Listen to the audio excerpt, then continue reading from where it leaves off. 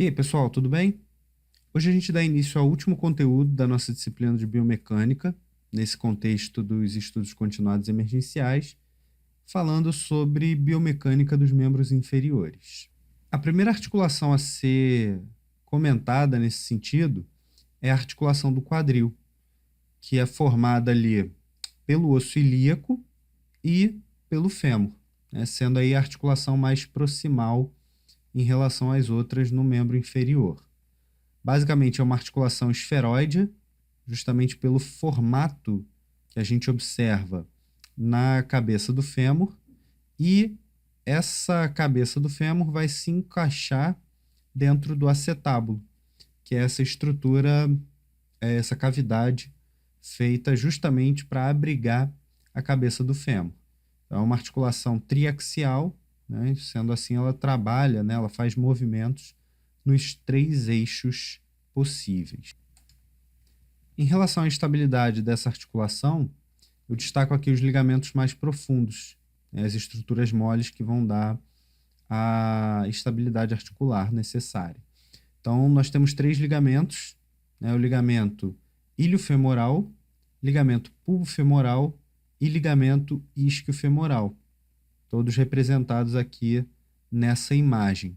Então, são três estruturas mais profundas que vão conectar diretamente o osso ilíaco ao fêmur.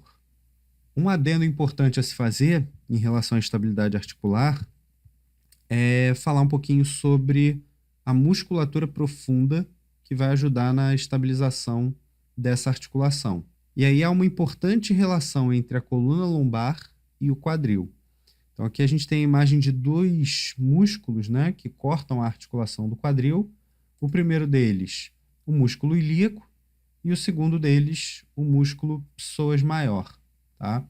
Basicamente, o músculo psoas maior, ele tem como ponto de origem a coluna lombar, e ele se insere na região posterior do fêmur.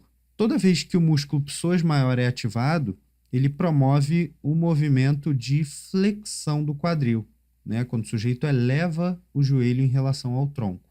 E toda vez que ele é ativado, ele traciona anteriormente as vértebras da coluna lombar. Então é importante destacar que sempre que o indivíduo realiza flexão do quadril, ele ativa o músculo psoas maior e gera o tracionamento anterior das vértebras lombares.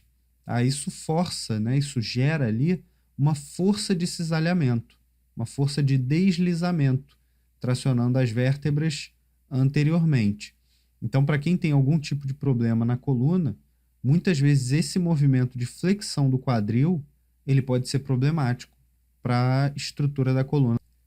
No que diz respeito às forças de ação sobre a articulação do quadril, há também um importante ponto a se discutir.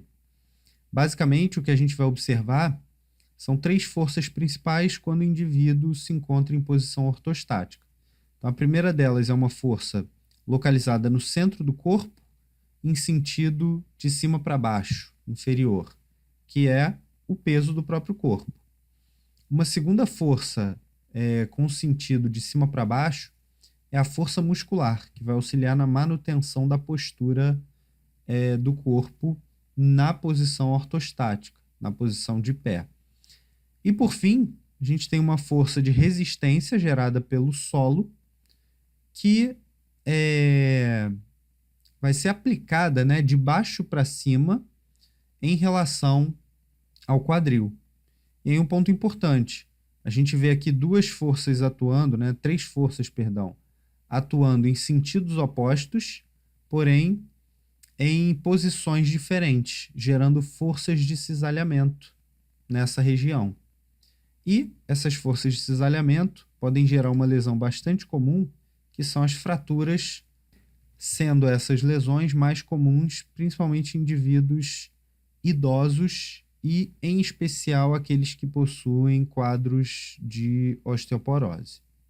Avançando para a estrutura do joelho, a gente vai observar a conexão de dois ossos principais, que são o fêmur, na sua parte inferior, né, mais distal, e a tíbia na sua região mais proximal. basicamente a estrutura do fêmur repousa sobre o platô tibial. Então, nós temos aqui os côndilos do fêmur repousando sobre uma estrutura que é quase totalmente reta. Isso faz com que haja uma grande necessidade de estabilização articular a partir das estruturas moles. Então, a gente vai falar sobre ligamentos e músculos. Os ligamentos principais que vão auxiliar nessa estabilização vão ser os ligamentos cruzados, anterior e posterior, além dos meniscos, tá? Que não são exatamente ligamentos, são estruturas moles que fazem com que haja uma maior área para o repouso, né, dos côndilos do fêmur, né, tanto o menisco lateral quanto o menisco medial, e absorção de impactos também. Tá? Eles vão atuar de forma importante nessa absorção de impactos. Já os ligamentos cruzados, anterior e posterior, eles impedem o deslizamento da tíbia em relação ao fêmur. Então, o ligamento cruzado anterior impede que a tíbia se deslize para frente em relação ao fêmur. Já o ligamento cruzado posterior impede que a tíbia se deslize posteriormente em relação ao fêmur. Um teste que é muito comum da gente observar é o teste de gaveta. Um teste bem fácil da gente observar se houve ruptura de ligamento.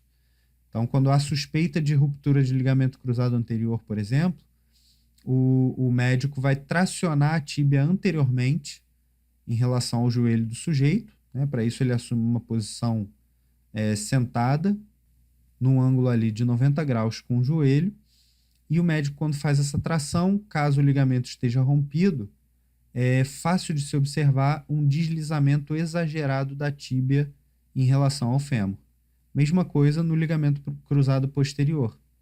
O médico empurra a tíbia para trás, de modo que, se houver um deslizamento exagerado da tíbia em relação ao fêmur, né, um deslizamento posterior, ele pode constatar a lesão no ligamento cruzado posterior.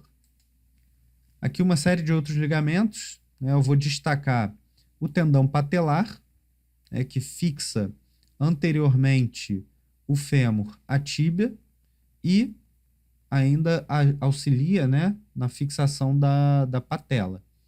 A gente ainda tem ligamentos colaterais, então eu tenho aqui ligamento colateral lateral e ligamento colateral medial. Falando sobre a patela ela tem algumas funções. Tá? Primeiro, aumenta o ângulo de tração do quadríceps. Então, naquela questão que a gente falou lá atrás na disciplina sobre braços, né, de força, braços de resistência, esse ângulo de tração ele dá uma vantagem mecânica maior para que o quadríceps possa realizar uma força menor e ainda assim fazer o deslocamento adequado das cargas. Centraliza a tensão divergente do quadríceps. Né? Basicamente, quando a gente observa o joelho de frente, a gente observa que há uma angulação do fêmur em relação à tíbia. Então, ele auxilia a centralizar essa tensão do quadríceps no ponto em que ela deve ser centralizada, tá? Bem no meio do joelho. Aumenta a área de contato do tendão patelar e do fêmur, tá? Isso faz com que haja uma redução do estresse ligamentar. Por quê? Porque a força é distribuída por uma área maior. Ou seja, se a força é distribuída por uma área maior, a pressão diminui, reduzindo o estresse ligamentar. E protege a face anterior do joelho, tá? Contra eventuais choques. Um ponto importante para a gente chamar a atenção ainda sobre essa estabilidade articular. À medida em que há uma maior compressão sobre o joelho, essa estabilidade articular aumenta também, graças ao auxílio da ação da patela. Tá? Então, o que a gente está observando aqui? A força muscular tracionando, né? Força muscular aqui nas extremidades, partindo do centro da patela. À medida em que há uma maior angulação, né? Se a gente imaginar, por exemplo, o indivíduo fazendo um agachamento, a força de compressão, a resultante dessas forças aqui, né, que vai ser a força de compressão, ela aumenta e auxilia a manter o joelho estável quando o indivíduo está fazendo, por exemplo, um agachamento. Por fim, a estrutura do tornozelo, né, formada aí pelas articulações tíbio-fibular, tíbio-talar e talo-fibular. São 3 articulações que compõem a articulação do tornozelo, conforme a gente pode observar nessa imagem aqui ao lado. Então eu tenho aqui a articulação tíbio-fibular, tá? Então eu vou observar sempre pelo nome do osso, tíbia e fíbula, formando a articulação tibiofibular aqui.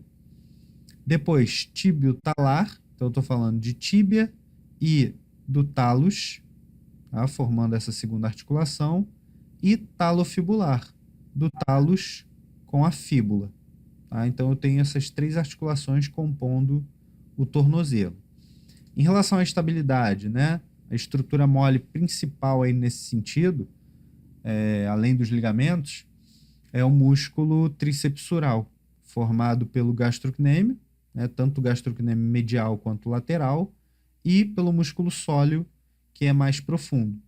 Tá? E esses 3 músculos são os músculos que vão compor ali a região posterior da perna.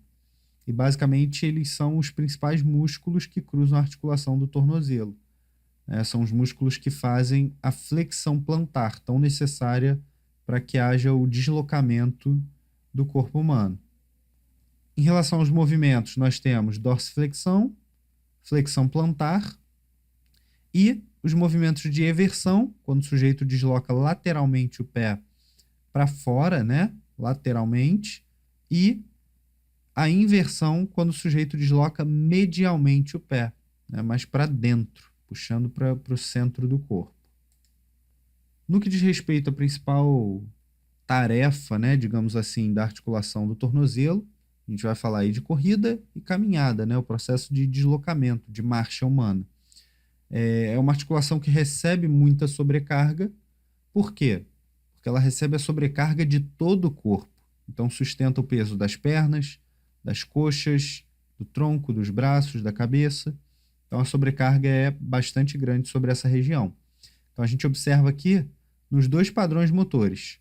Corrida, né, quando o indivíduo toca o pé no solo, a carga sobre o tornozelo pode chegar a 2,5 vezes o peso do próprio corpo. E na caminhada, né, apesar de haver uma oscilação, essa carga chega a mais ou menos 1,2 vezes o próprio peso corporal. E na caminhada, onde apesar de haver aqui uma oscilação, né, essa oscilação é decorrente do próprio movimento, né, de caminhada, mas basicamente o que a gente vai observar é, ao longo da caminhada, essa carga de pico chegando a mais ou menos 1,2 vezes o próprio peso corporal. Tá? E aqui em função do tempo. A gente observa que o tempo de contato do pé com o solo na caminhada é maior do que na corrida. Tá? As lesões mais comuns, os entorses, né, principalmente por choques laterais, né, causando distensões ligamentares, e a tendinite do tendão do calcâneo, que é uma lesão microtraumática gerada por impactos sucessivos.